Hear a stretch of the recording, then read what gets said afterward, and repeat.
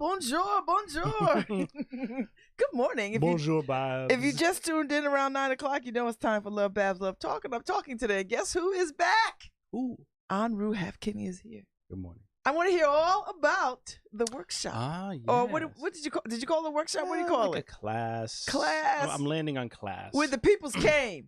You put the call peoples out. did come. And were you surprised? When I looked at it on Facebook, I was like, what the hell? It was damn near standing room only. There were probably about, I don't know, between like 30, 40 something people. Uh-oh. You might have to get a rotating class and charge people, make us all come and well, what? I'll need a charge. If Well, I so go we'll to divinity school, I gotta pay. Just saying. Yes, you do at divinity school. Mm-hmm. Just saying. So, I mean that reminds me of I had some ideas for today, but that reminds me of a thing that is important about these traditions is that they also the relationship in them and how it lives in a culture, how it lives in a community is different than typically what we do in the United States. So most of the things here, right? I'll pay you X amount of money, you give me the thing, and that's transactional in that way, not so much relational. So we're not being transactional?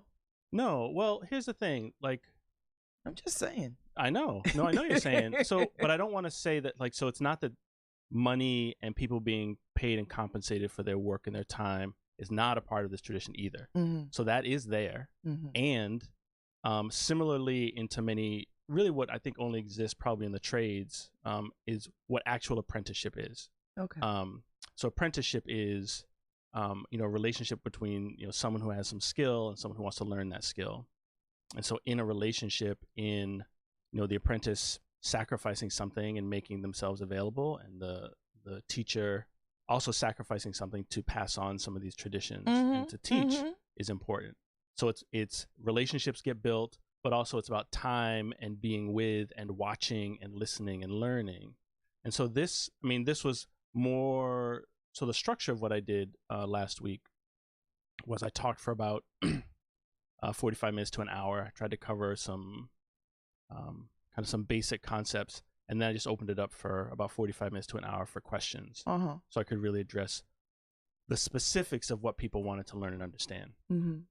Now that's also different from ways I work with people who want to deepen their practice and tradition. In the tradition or in this way, right? And so that's about a relationship. So that, like, I'll see someone so come to me and maybe we make some offerings together, and I then answer specific questions that they might have in the context. So it's like in the context of worship, in the context of practice, and there are times and places for here's this information. Right? And so that was here's some information. It's not in the practice, so to speak. Okay, so that's what it felt like for you for the class. Yeah. Did the class feel that way?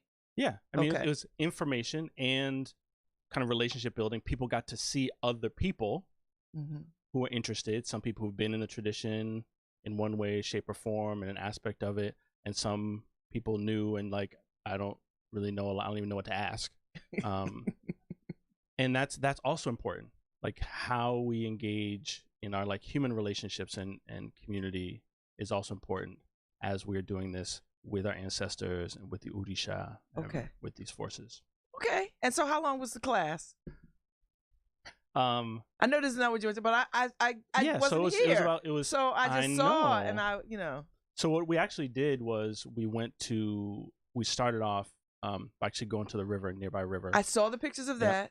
And made some real simple offerings. And so I said some prayers kind of for people and kind of shared what I was doing and what that was, and then gave time for individuals to really kind of say and be with this river and be with these waters in a way that was important to them.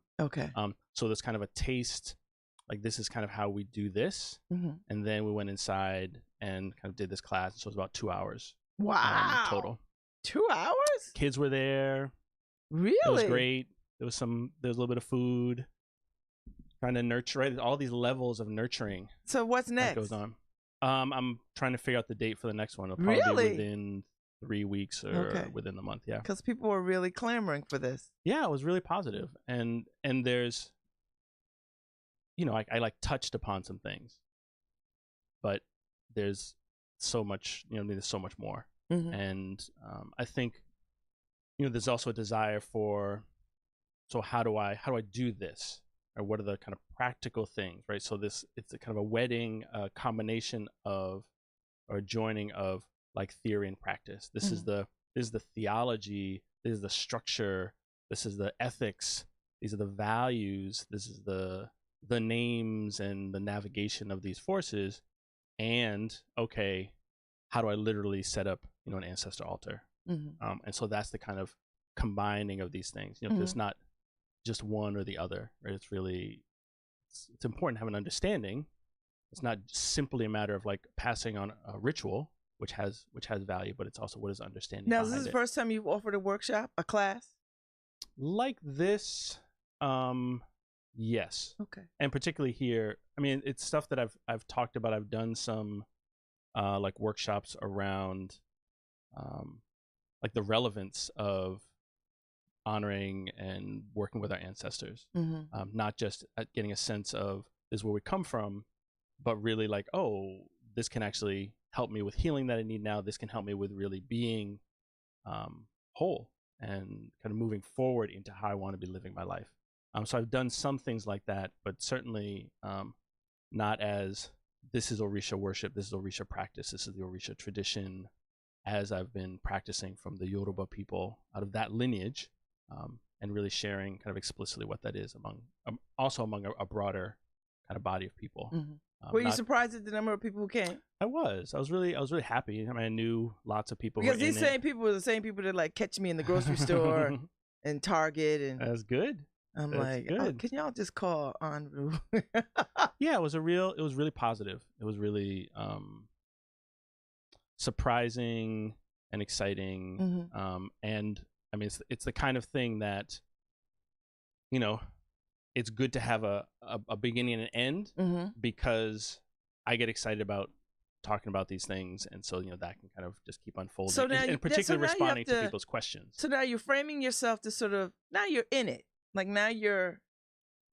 Well, I mean, you've always been in it, but now it's it's a different. It's a sharing. It's a different way of sharing and being seen. Like people are looking to you to sort of provide some guidance. Yeah. Okay. And so there's a I have such discomfort. I can tell. Oh no, that's why I asked it. I know. Because I know because you don't. And I'm trusting it, and I'm just kind of like, going into it. I don't want to be the guy, but then you are the guy. Yeah, and I realized that. So for me, being the guy is like I have something to share. I'm not the guy as in like I have your way, I have your answers. And I think people, right? I think people get that. Oh yeah. It's just important to me to keep to keep holding on to that. Not that I feel this kind of straying from it, but that helps me to also stay focused on what I'm doing and why. And again, in this kind of period of my life, the value of sharing, and so that actually keeps me connected to the value of this tradition, the place that it lives in me, and wanting to share that. So it's not this intellectual venture. It's not a, I got this and this is how we work it. And if you want this, you do this and you'll get it.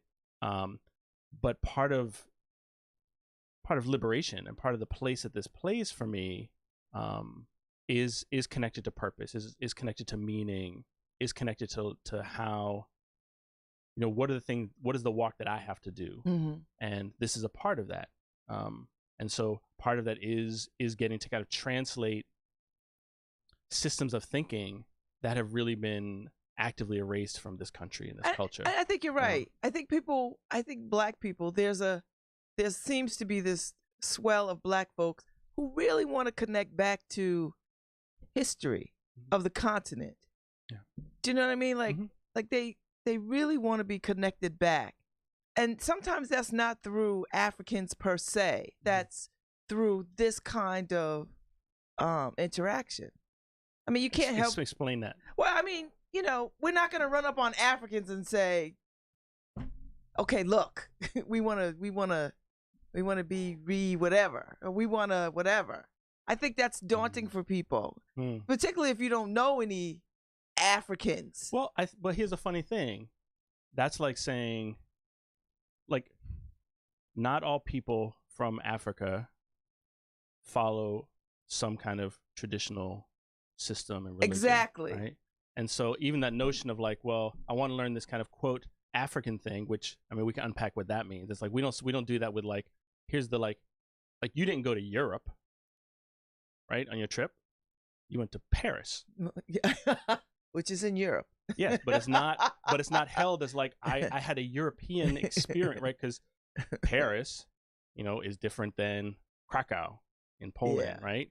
Is different than other places which have specific cultures and systems of thought and thinking and expression. Right? It's still European. Yeah, we still do, right? I want to connect with Africa. Yeah. When for most people here, particularly Black people who've been here long enough to kind of have ancestors who've gone through slavery, most of our people, that peopleness is actually from really specific parts of Western and Central Africa. That's true. Right? Yet we still talk about it as Africa as this kind of monolithic thing that Black Americans can just kind of glom onto. But that's my point, because we don't know where to make those connections.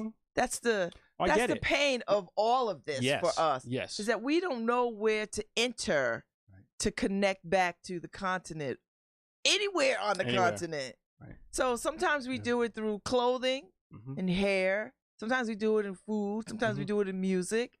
And then this worship piece. Right. Well, typically, also because of this country, how do we get to know a place? How do we do that? How do we claim it? Yeah. Well, there's a whole realm of ways of consuming things from that. Yeah. Right. And that has its own limit. I mean, there's wonder and value and goodness, right? Well, I'm just into this music or into this style or this kind of aesthetic. It speaks to me. Right? I feel it. Fine. And what's under that, and what's under that, and what's under that. Yeah. And these places of meaning and value.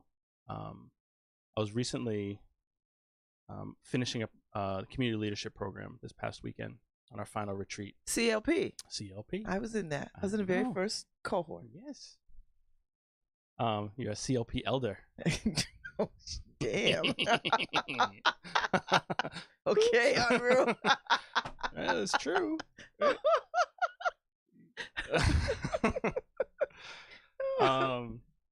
And a short beginning of a conversation was kind of touched upon, wasn't even begun, was kind of introduced and touched upon. We didn't have time to get into it. In that pain that you're talking about that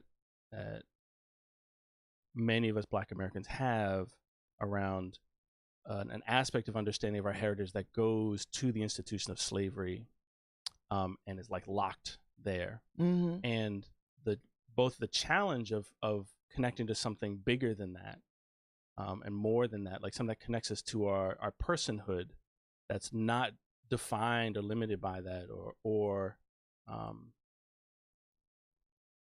solely wrapped up in that, and ways that is also a very important aspect of who we are. Not just what happened then, but the strength and resiliency and the gifts that came out of that. And some of the hurt that can happen when, you know, as we're trying to be free in this country from white supremacy and the ways that it lands here, it can feel that if we include other people in liberation, what we need to be resolved doesn't get addressed, right? So we don't want to fold into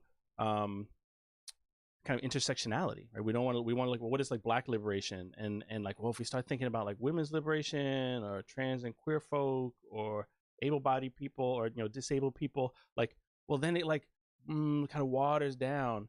And I had this powerful insight, I guess, or something that came to me with it, is that if it's the same thing that happens when I work with people around trauma, because ultimately that's an aspect of it.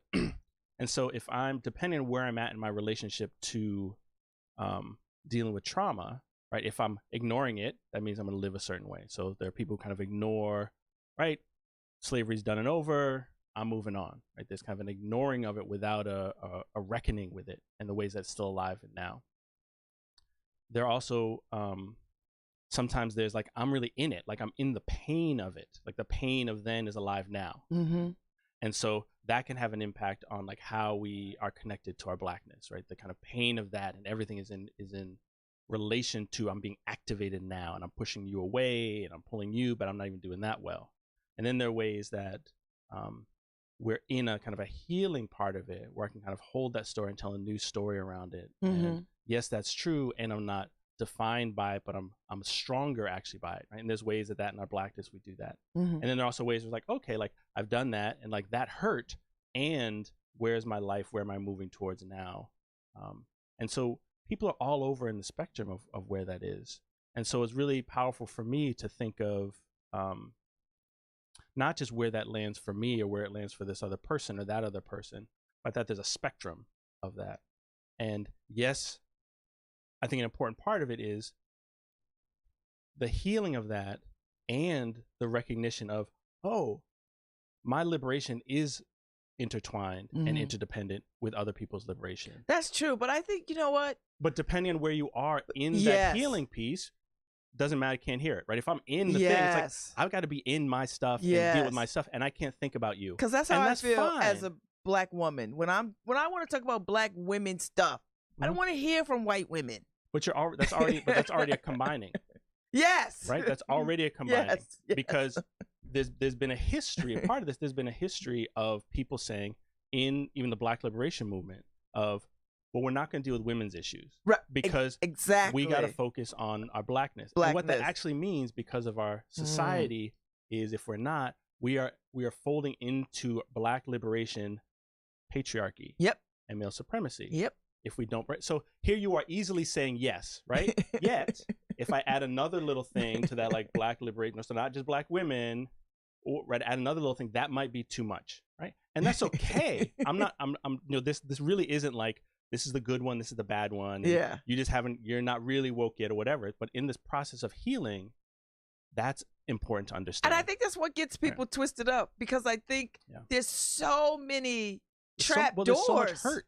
Yeah, a lot of so much hurt. And a lot of trap doors that you're like, oh, I turned around and I'm in this room? Oh, wait, I don't want to be in this room. I just want to be in this room. Yeah. Well, there's also, so there's the hurt, and there's also access to power and privilege, right? So if I don't really look at issues around gender equality, I get access to a certain kind of power and privilege as a male. As a cisgendered male identified person, I have some access to that that I can just reinforce if I don't want to think about gender equality. So it's not just that here's the pain, but it's like, here's, pain. Okay, let me deal with like Blackness is what it means. Well, I'm going to put that aside because I'm going to get access and I'm going to feel good. Like, I've made it now, right? I have some success and I have some ease. And we've seen instead of the pain. Well, right. We've obviously seen that. Seen and see. Yeah. Right. And so, where people are and what people have capacity to do, and even what their consciousness is about what liberation is or what success is, right? So for some people, it's, I just want my access to the same piece of pie that 1% has. And that means freedom. Okay. Now, that doesn't mean freedom to me, but that means freedom to some people. So that means like what they're going to work on is like this band of things, right? Is not everybody can see me. I'm holding up my hands like everybody can see me, right? They can. Well, some. If you're just listening on the radio, you can't see what I'm doing. So a narrow band, right? So like whatever that narrow path is. And then others, it's a little wider, right? A little bit more inclusive, a little bit more expansive. Like, oh, I can see.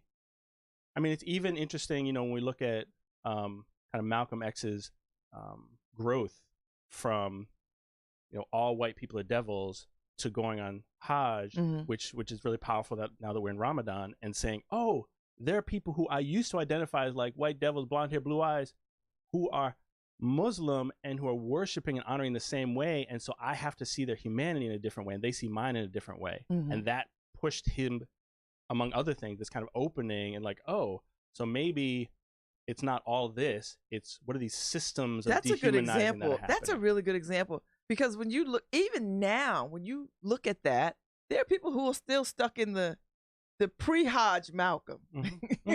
Well, again, it's where are we at in our healing, in our recognition of where that hurt is coming from? Is it in me? Is it a system that I'm pushing up against, or that's pushing against me? Is it a relationship piece? And so if we can understand where that's coming from and understand what we're the actual yearning for, then we can kind of be really specific about what we need to do. One thing I wanted to touch base on, and this kind of gets to it, is that so in this tradition, we are intertwined with all things. We are our relationship, our personhood, our life is intertwined with seen and unseen forces, are intertwined with the earth itself, are intertwined with plants and animals. Not just as stewards we must take care of, but we are actually not overly prioritized. Like, we are not the top of the heap. And we actually honor and kind of bow down to honor the primacy of some of these forces. And then we learn how to communicate and get these notions of like, this is what I think I need to do, and then communicating with these forces around like, what do I also have to listen to? Maybe I have to listen to something or someone that I normally wouldn't want to listen to, because there's benefit in my wholeness in that listening, in that interdependence. So that connects with the other, right? How do I listen to like, well, what indigenous people of this country hold as what their liberation is about? How do we as people, as Black people, hold our liberation? And how can those actually be partnered so that we all can be free? And that makes things much more complex and much more complicated. How do we, even as Orisha worshipers, understand that this isn't just around Blackness and this connection to Africa, but actually there's a whole holding of Orisha traditions and practitioners among Latino communities, and the conflicts that Black and brown people have had in our liberation, because we've been oppressed. And so there's like, how does colorism show up? How does things around language show up? And so if we ignore the interconnectedness, then it's about segregation. And segregation, kind of like, who are my people? So I can come out from under this heel of oppression to see that I'm a person. That's fine and that's important. And if we get stuck there, like, so to me, the answer of like wholeness is not segregation. It's not just the blanketed ways of what we look at integration, because much of that is about like, I'm integration into the values of an oppressive system. Like, that's not what I'm talking about. But how do we get our wholeness back with integration with all of these forces that many earth-based indigenous traditions talk about? And that's a different paradigm. That's a different way of understanding. I can see how that could scare the crap out of people, though. Yeah. They get all freaked out by that.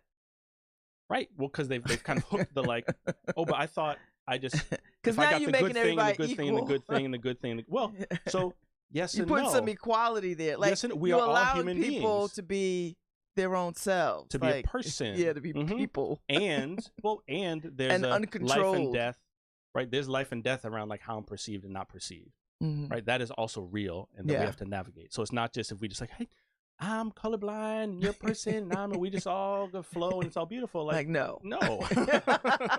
We've got a system of oppression built on not that. And I have to be mindful of that vigilant of that every day, every single day of that. Yes, that is real. And if we don't have something, we don't have a way of looking at each other and ourselves that is outside of that box, then we only look at our wholeness from within inside that box. So how do we struggle in liberation when we still have to carry that weight? Are we ever really free or liberated if we have to carry that weight? If we have to sort of always be mindful and vigilant and diligent about our personhood? Because now I'm getting a sense that Blackness is weaponized, right? Yes, which I think it always has, but it's closer to me than it has ever been. I think in my lifetime. So how am I is my liberation illusion? I don't think so. Okay. So in this tradition, conflict is seen as the norm. Okay. Right? I want to live, I have to eat something. Yeah. Right? And so this is the thing. We're talking about like really basic ways, right? I got to clothe myself. Yeah. Right? Something else is dying. Right? That's actually a part of these, or something is consumed by something. I think the only I don't know this as a full answer, but like the only thing that seems outside of that are plants. They grow. I mean, there's some bringing of nutrients from the ground, but like they're just taking in the energy from the sun and turning that into matter. Mm-hmm. Everything else eats something. Mm-hmm. Right.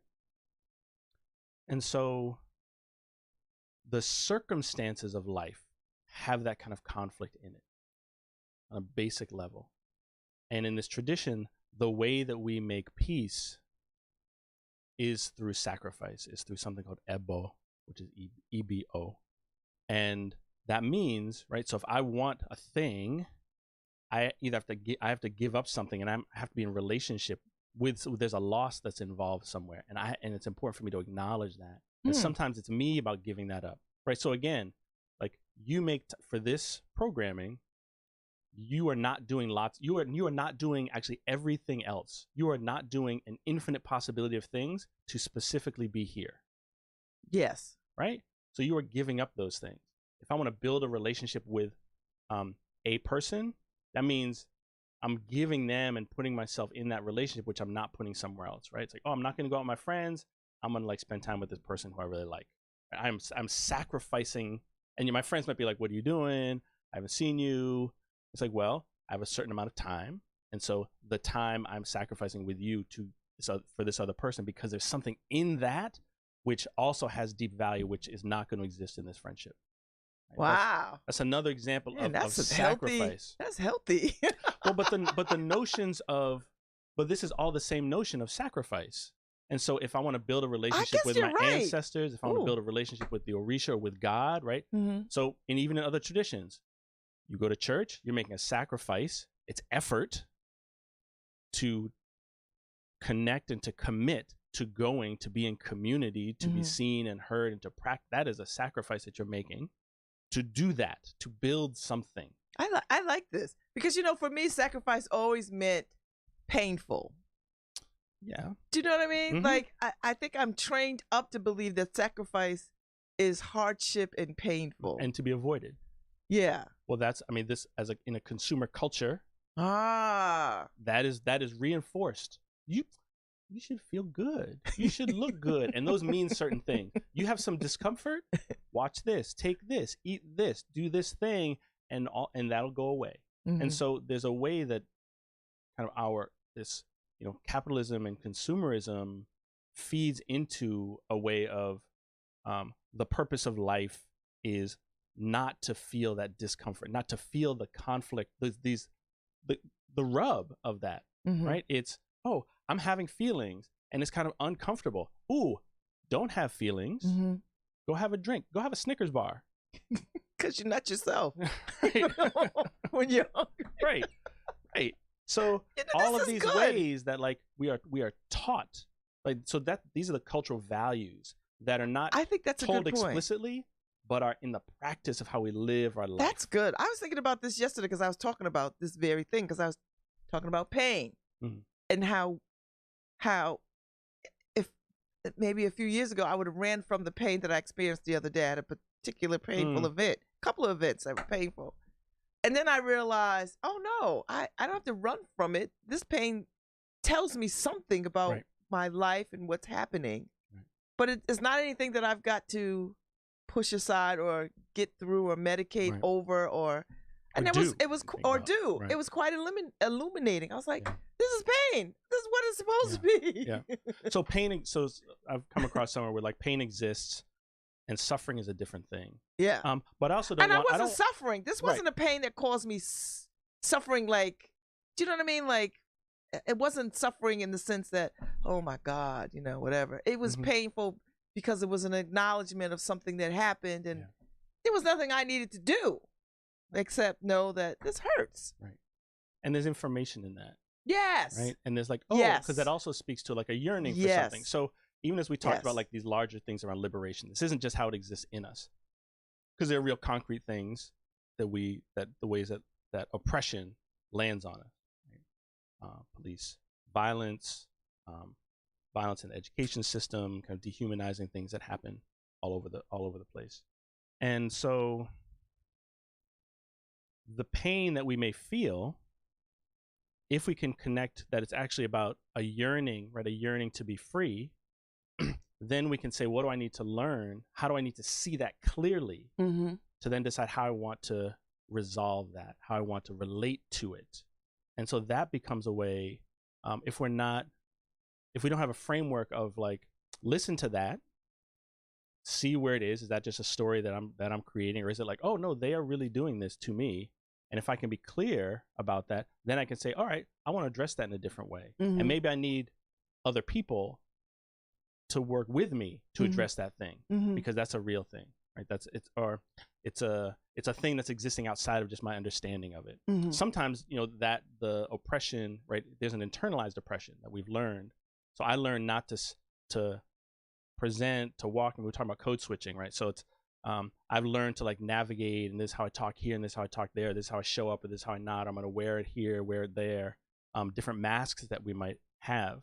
And with so many of them, we might lose what's under it. And it's not that the mask by itself is inherently bad or problematic, but if we don't have a sense of who we are, then those masks aren't actually choices. They're just reactions. Or like, oh, for me to be seen as a person, I have to wear this. And now my even notion of myself as a person is wound up in that mask. That's interesting, because people are I'm starting to notice people unpacking that concept of the mask and code switching. Right. I don't know where I am with that. I kind of like the way I am with people in my squad versus when I'm in somebody's boardroom. Like I don't want that to be the same Babz. Well, but that's just my But here's the thing, like there's no way to there's no right. So there's no way, maybe there is, but there's not necessarily a way to say like, here's this absolute Babz is here, Babz is not here, this is what is or isn't. Some of it is also like, so it is skillful for me to deliver this message in this way here. That's a good point. I like because that. That's the outcome I want. I like it. It is not skillful. Like it's not, as a teenager, it is not skillful to talk to my parents the way that I talk to my friends. If I want something, that's not skillful. Dangerous to your well-being, right? It will prevent me from having certain needs met, right? I mean, so that's just one example that we learn, which is fine. Like there's that's a good point. I like that. There's not an inherent kind of wrongness in that, but when we believe that our value as a human being is about that delivery, is about the mask, then we're confused. Yeah. And then we're lost. And then we actually don't ever get our needs met because we don't know what it is. And so in this, I'm gonna loop this back. Watch this. So well, because there's this, I love talking about all these things, but I also want to talk about like how this fits into like these practices in this tradition. So because we're interconnected with these other forces, and that they have something of value for us, and they have something to help us to be with larger than these boxes that we live in, like larger than the mask, right? If we stay around this mask, have analogy. So meaning, purpose, mystery, destiny, that right, the mask covers that, right? The mask is the attempt to, I don't know what all that is, and maybe I'm scared of it, but if I put this mask on, this person will hire me, right? And yes, I need that. And then I get lost in my meaning and purpose is about that. So that's the way that the mask covers that deeper meaning and purpose. Yeah. And so in this tradition, the one way that we stay connected is by developing ourselves, both with other people in community, right? Because there's not really differentiation between our relationships between people, our relationships with our ancestors, our relationships with the Orisha, our relationships with the earth, with the plants, with the environment, with nature, and other even unseen forces. And so we then learn how to listen and how to communicate with all of these different forces. Not from the sense of like, I have the answer. And, as I've touched upon before, ways of like kind of the laws of attraction are like, if I think of this hard enough, it will be. If my desire for my purpose is the driving force. It's not. We have to remember and come into an understanding of that and listen to these forces about, all right, why am I here? And different systems and different religions and different cultures and ways of living as a human being have developed technologies and systems for that communication to happen, right? So how is it communicated that meaning and purpose comes out? How is it communicated that in order to get this kind of healing message or to get an assessment about my physical and spiritual health, how do I listen to that message and how do I develop a relationship to foster that way of being into that sense of purpose and meaning? And so there are different ways that this tradition does that. There are ways that we know about that are kind of informal and kind of individual around messages that come through dreams, messages that kind of live in this realm of like, I see something that other people aren't seeing, or I'm hearing something that other people aren't hearing, or like a feeling that I might have, like this feels right or this feels wrong. When we start to talk about intuition. But the challenge is that if we don't cultivate that, we can't make a distinction between our instinct and our intuition, right? So we might have instincts of hypervigilance because of trauma, right? Which is the perception of danger where there's no danger. And so if I think that's my intuition, that is not going to lead me in a direction that's connected to my purpose.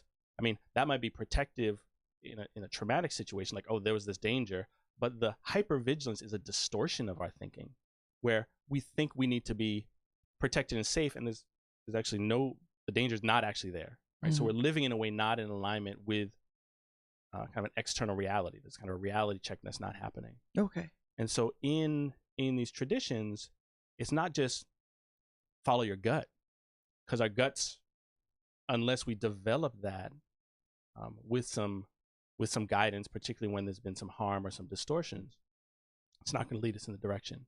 And so it's, okay, yes, that's there. And what are some specific ways that we can then check in with these other forces? We can check in with kind of the sense of mystery and wonder to give us guidance that we listen to and we learn to trust. And one of the hardest things for me, because so much of my gut got me into places of anxiety and depression and substance abuse, and it was like, well, I can't really trust my thinking. And so it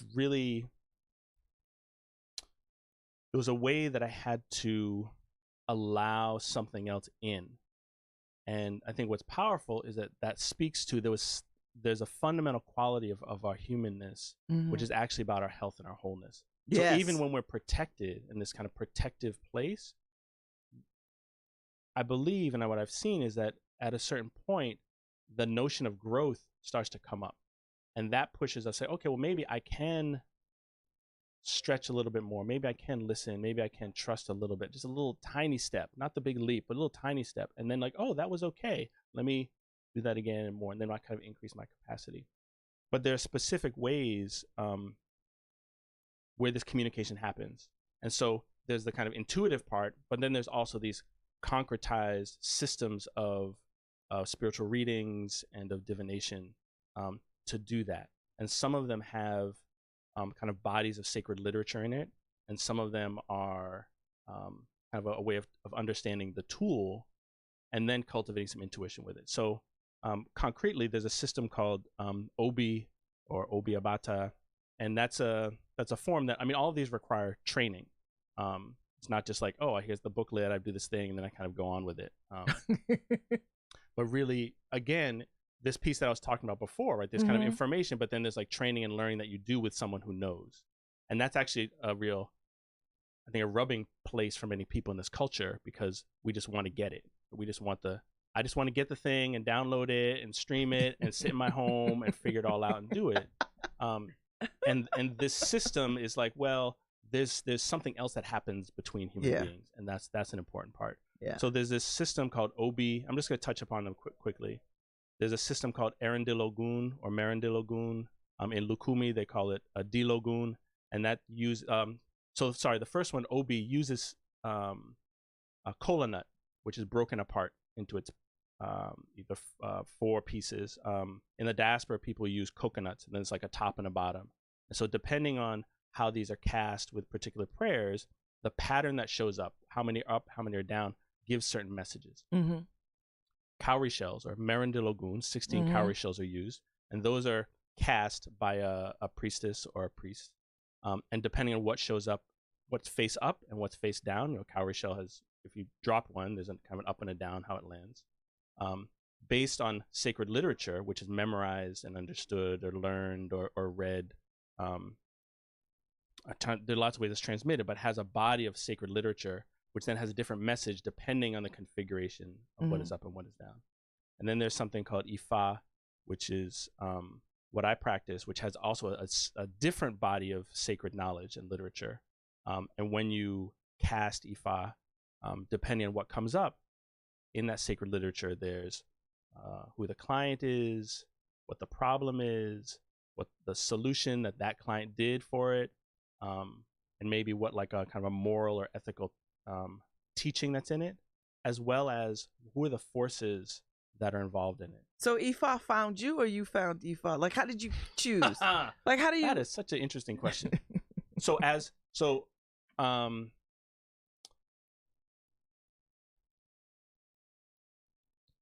like one could say that like it's a meeting, right? So when because you met all the other ones. We met. Did you meet all the other ones too? So in terms of like priesthood, and so this gets at I'm gonna try to keep my response simple. Like my brain is like, oh, that could mean so many. The question opens up to so many things. But to keep it concrete, so when you're deepening your practice, there are kind of different levels of depth of practice, right? There are people who are kind of learn about the religion, like, well, I want to do this or I want to do that, and in deep and meaningful ways, but aren't necessarily. But that's one step. Another step is then receiving the icons of the Orisha. So different Orisha have different icons. So they're both natural forces, but there might also be like sacred items, like sacred stones or sacred thing from that place that are consecrated. And so you can then make offerings and prayers with those icons to that divinity. So it's almost like it's not that the Orisha in totality is the icon, but it's they're also not separate. I mean, these are the ways that this interconnectedness is. So it's not quite like a phone, but it's almost like a phone. This is the way I communicate to these divinities through these icons. And the icons also have the essence of the divinity itself. But if it's like with a phone, but if you destroy the phone, your relationship with the person you're calling isn't harmed, right? That person still exists, but my way of communicating is now harmed. Okay. It's not quite the same analogy, but it's close. Okay. So people can receive the icons of Orisha. Then you have something called initiation, which is when the energy and the essence of that divinity is literally put inside of the person. And that's what you experienced. So I've gone through ceremony to do initiation with Ifa, that particular Orisha. People do initiation with all the other Orishas as well. And they're all different. And they're all really only known by people who are leading it or who go through it. But what was it about Ifa that? Right. So that's my question. Right. So then, in terms of initiation, then anybody who's initiated doesn't mean that they go into priesthood, but there's a depth of that connection with the divinity. The priesthood is really about learning, and that's training. So that's the like scope of the kind of depth of it. Now, when it's time, if somebody wanted to do initiation, which is not a small thing, because there's accountability in it. It's not just like, oh, I get to have this from the divinity. It's like, oh, now you have to also take care of this divinity and listen to what it has to say to you about your purpose and your destiny, and what changes you might have to go through, and what your life then becomes connected to it. Now, people get initiated who want to go into priesthood, and some people aren't even practitioners, but they need it to have that energy in their life, either to save their life or some big transition that they're going through. Now, when it's time to do initiation, people do a divination. They have a divination done, which I was talking about, a spiritual reading that says, for you in your life, this Orisha, the Ashe, the energy, the essence of this Orisha should be put in you. You should do divination. You should do initiation. Sorry.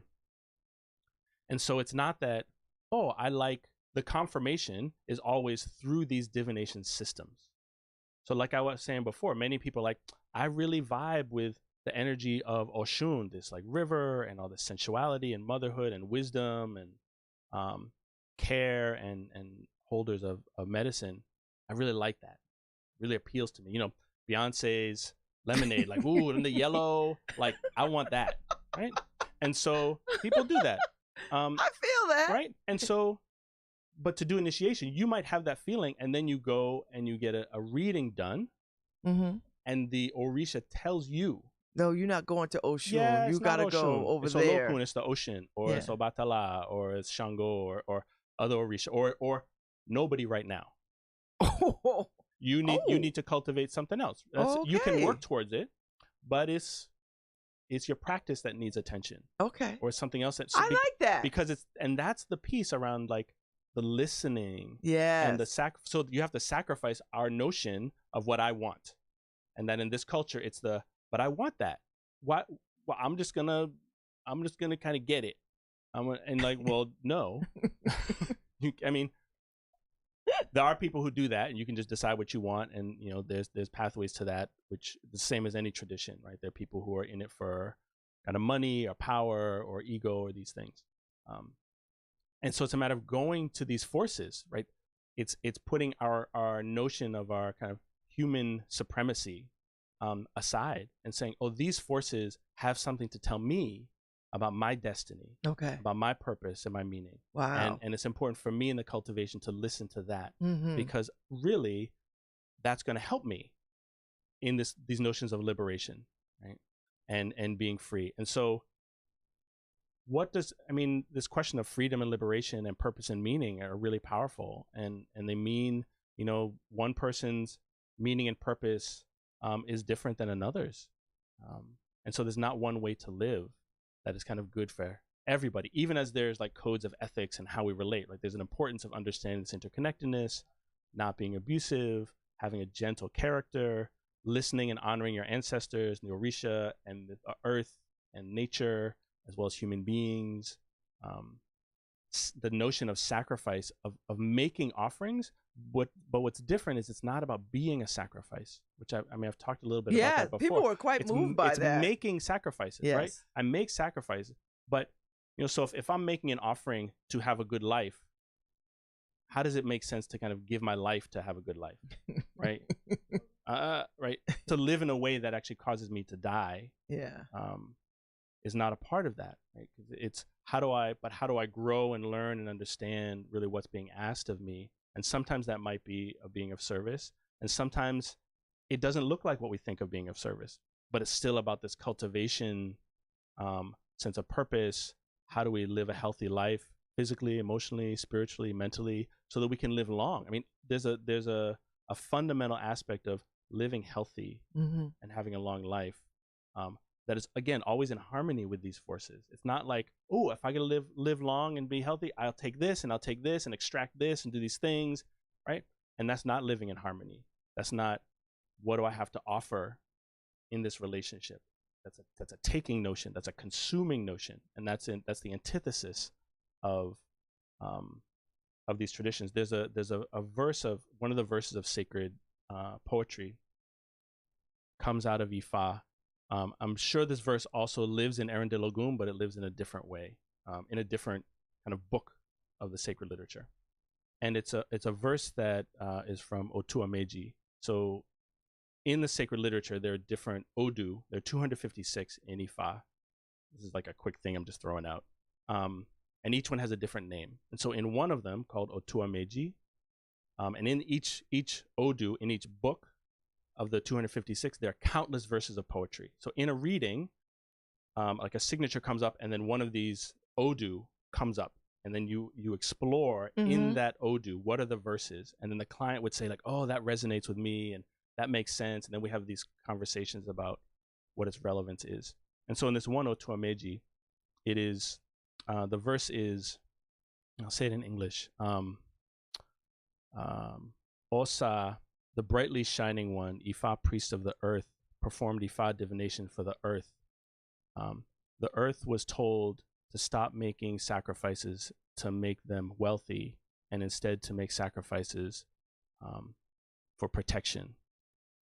We are certainly alive, and we are praying that as long as we are alive, that the earth remains strong. I'm getting the end of it a little bit off because I'm a little bit nervous saying this right now, but the message is that it's important for the earth to really focus on the protection from its enemies, versus I'm trying to be wealthy, I'm trying to have all this stuff.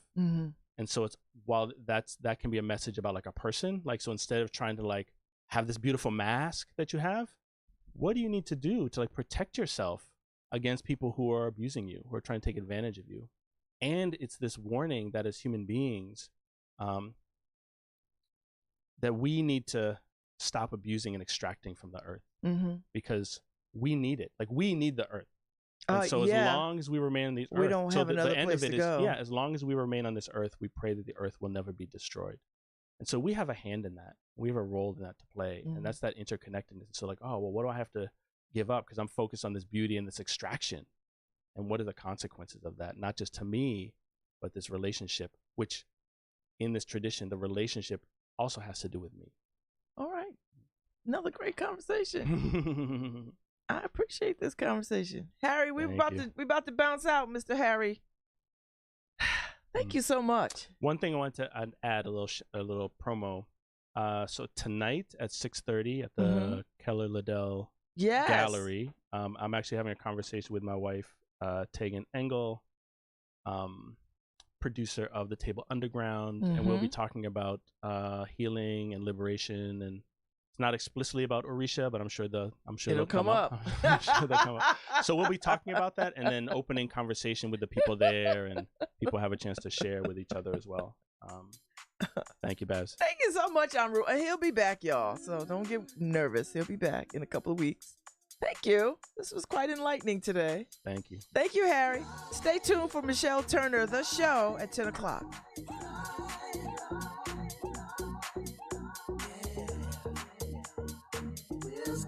Yeah.